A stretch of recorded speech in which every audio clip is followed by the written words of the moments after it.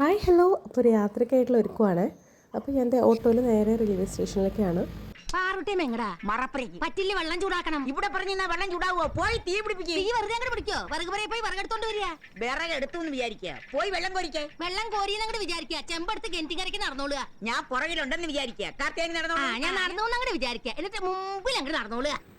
ഞങ്ങളെല്ലാവരും കുറേ നാളുകൾക്ക് ശേഷമാണ് ഇതേപോലത്തെ ഒരു ട്രാവൽ ചെയ്യുന്നത് കേട്ടോ. അങ്ങനെ ഞങ്ങൾ ചേർത്തലയിലെത്തി.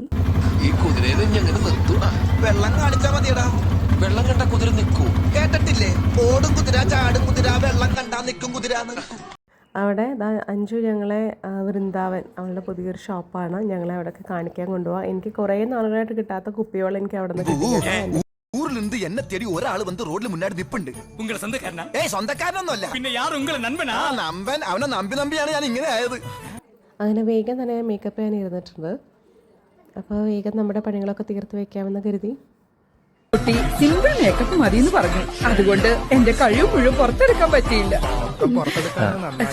അങ്ങനെ വൈകുന്നേരം 8 മണിക്കാണ് പ്രോഗ്രാം. 6:15 ഞങ്ങൾ വണ്ടി പറഞ്ഞിട്ടുണ്ടായിരുന്നു. അങ്ങനെ ഞങ്ങൾ എല്ലാവരും കൂടെ വണ്ടിയിൽ നമ്മൾ പ്രോഗ്രാം നടക്കുന്നിടത്തേക്ക് പോവുകയാണ്.